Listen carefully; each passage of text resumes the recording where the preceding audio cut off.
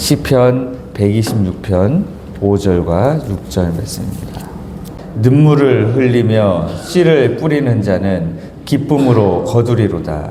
울며 씨를 뿌리러 나가는 자는 반드시 기쁨으로 그 곡식단을 가지고 돌아오리로다. 아멘. 오늘은 부흥을 위한 눈물의 씨앗, 이런 제목으로 함께 하나님의 말씀을 나누도록 하겠습니다. 네, 주일날 새벽은 보통 이제 다들 잘 못 나오시는데, 많이들 못 나오시는데, 오늘도 이렇게 구름같이 모여주셔서 참 감사합니다. 네. 말이라도 이렇게 하면 나중에 진짜 구름처럼 모일까봐. 네. 어제 저녁에 우리는 부흥의 주역이 되라, 이런 제목으로 함께 하나님의 말씀을 나눴습니다. 말씀들을 통해서 우리 교회가 다시 한번 영적으로 일어나고 잃어버린 영혼들이 돌아오는 기쁨의 단을 거두기를 우리 모두가 간절히 소망했으리라 생각합니다. 그런데 영적인 원리는 정말 단호하고 냉정합니다. 뭐냐면 심지 않은 데서 거둘 수가 없다라고 하는 것입니다. 저는 오늘 부흥이라는 영광스러운 열매 뒤에 반드시 있어야 할 대가, 곧 직분자들의 눈물에 대해서 말씀을 드리려고 합니다. 오늘 우리가 읽었던 이 시편 126편의 배경은요, 이스라엘 백성들이 바벨론 생활을 마치고 돌아온 때에 대한 이야기입니다. 정말 바벨론 포로 생활을 마치고 다시 하나님이 허락해 주셨던 땅, 내 나라 다시 돌아왔으니까, 예루살렘에 돌아왔으니까 얼마나 꿈만 같았겠습니까? 그래서 1절에 뭐라고 되어 있습니까? 여호와께서 시온의 포로를 돌려보내실 때에, 예루살렘으로 다시 돌려보내실 때에 우리는 뭐 하는 것 같았도다? 꿈꾸는 것 같았도다. 뭐 얼마나 좋았겠어요. 막 행복하죠. 다시 포로된 자리에서 놓여서 약속의 땅 다시 돌아왔으니까 너무 행복하죠. 얼마나 좋았겠어요.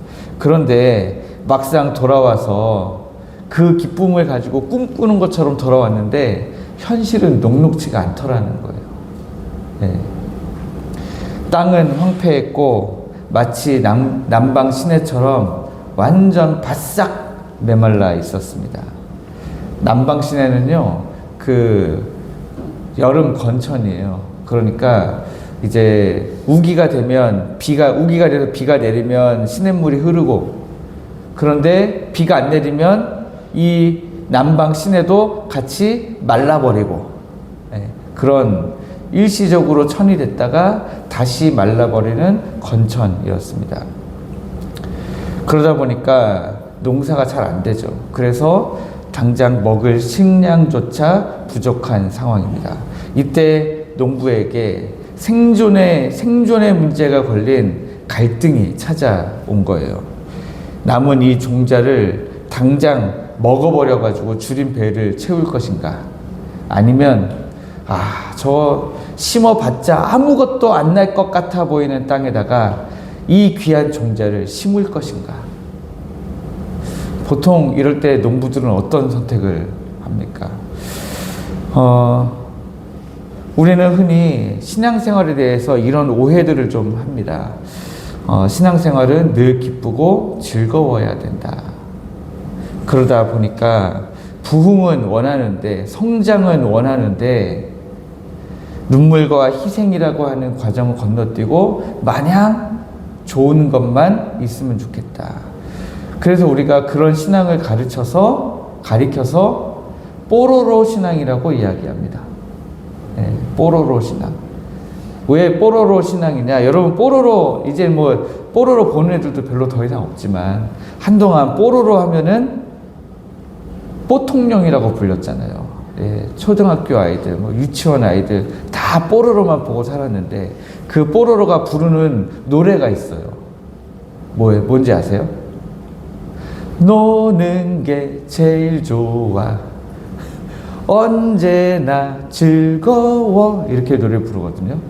그러니까 이 뽀로로는요, 항상 보면 놀고 있어요. 그 만화에서 보면 항상 놀고 항상 즐거워요.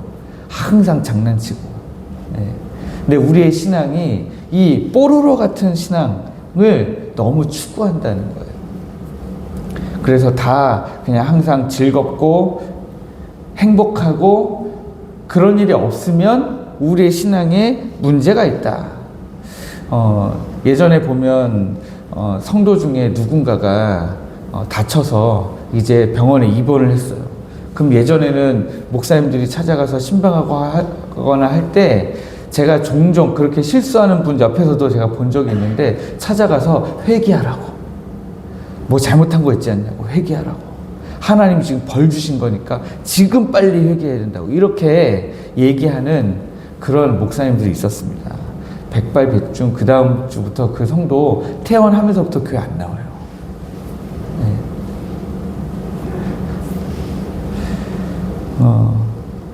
하나님이 알아서 좋은 것만 주시겠지. 좋은 게 좋은 거지. 내 것을 희생하지 않고 열매만 얻으려고 합니다. 이것이 우리가 가진 편견이죠. 하나님은 우리를 그냥 그렇게 막 어디를 부러뜨려 가면서 어디 다치게 하시면서까지 벌을 직접적으로 주시지 않습니다. 지금은. 구약의 시대에는 가능한 이야기지만 신약의 시대, 은혜의 시대에 하나님 그런 방식으로 일하지 않으세요. 그렇지만 우리의 삶에는 일반적으로 어려운 문제들이 다 있습니다. 그러면 그 어려운 문제들 앞에서 우리는 어떤 생각을 가지느냐라고 하는 거죠. 그런데 오늘 성경은 우리에게 단호하게 말씀하고 있습니다.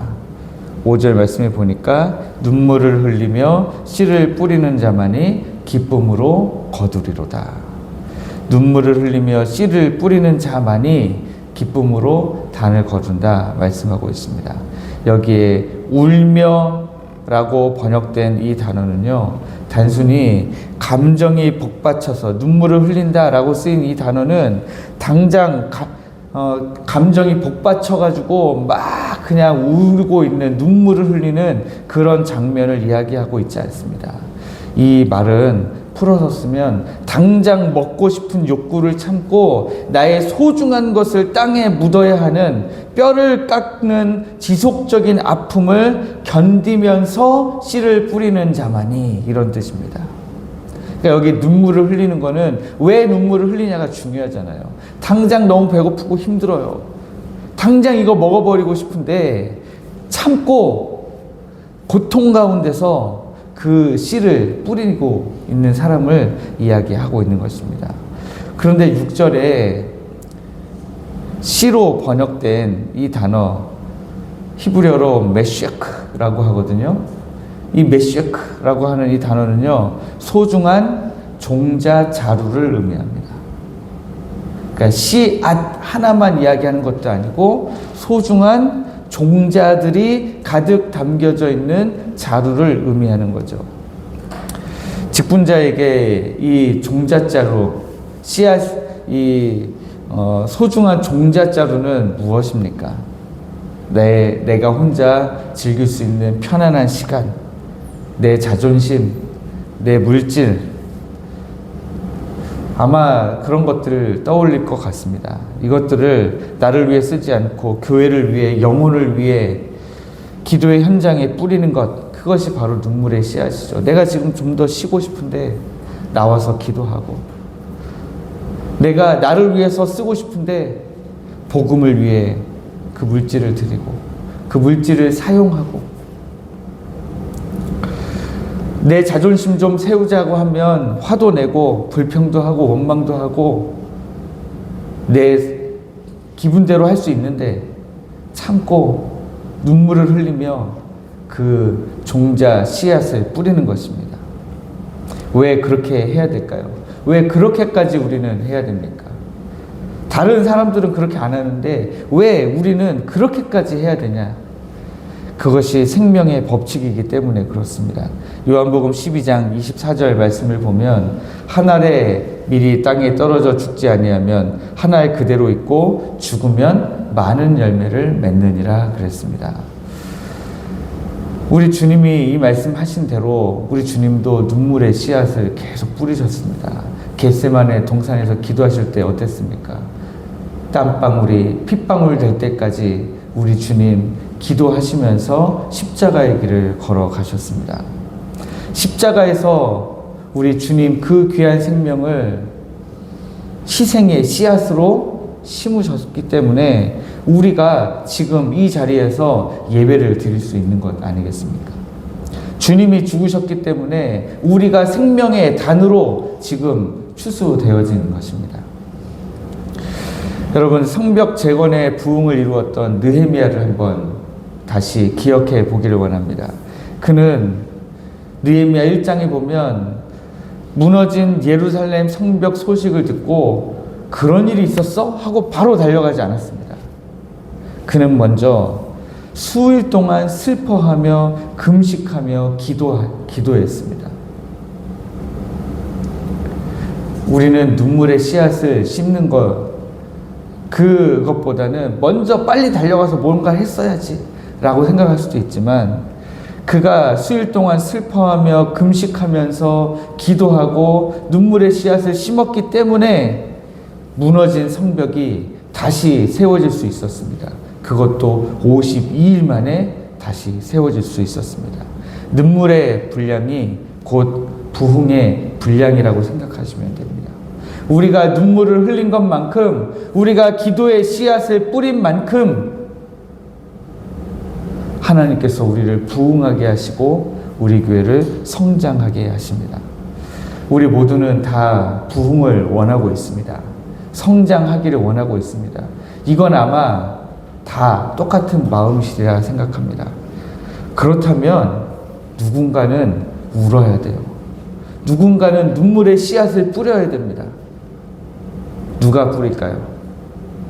바로 우리부터 눈물의 씨앗을 뿌려야 합니다. 성도들이 웃으려면 직분자가 먼저 울어야죠. 여러분이 골방에서 흘리는 남 모르는 기도의 눈물, 혹은 남 모르는 시간에 교회에 오셔서 이제 정한 시간에 뿌릴 기도의 눈물, 영혼을 섬기며 참아내는 인내의 눈물이 쌓일 때 메마른 땅 같았던 우리 교회가 옥토로 바뀔 줄 믿습니다.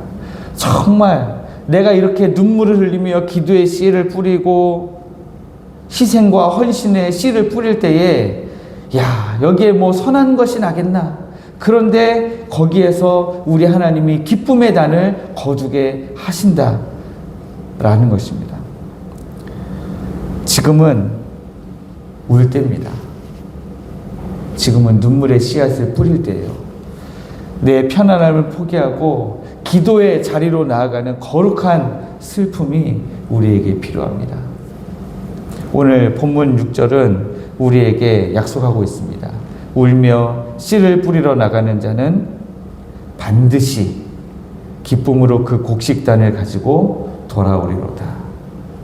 저는 이 반드시라는 말이 너무 소중한 단어라고 생각합니다. 왜냐하면 하나님이 우리에게 주시는 약속의 보증이라고 생각이 됩니다.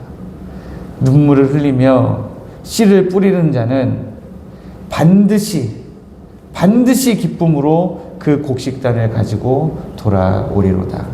아까 제가 남방 시내는 건천이라고 말씀드렸잖아요. 그런데 지금 여기에 4절 말씀에 뭐라고 기록하고 있습니까? 여호와여 우리의 포로를 남방 시내들 같이 돌려 보내소서.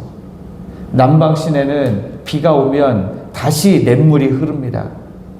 그것처럼 하나님, 이제 우리의 영혼에 은혜의 단비를 내려주셔서 아직도 저 포로지에 있는 우리 백성들 다시 돌아오게 하옵소서. 이런 기도잖아요. 우리도 이렇게 기도했으면 좋겠습니다. 하나님, 우리가 기도할 때에 하나님이 구원하시기로 작정한 영혼들, 하나님이 다시 찾기로 작정하신 그 영혼들 남방 시내들 같이 우리에게로 돌려 보내 주옵소서.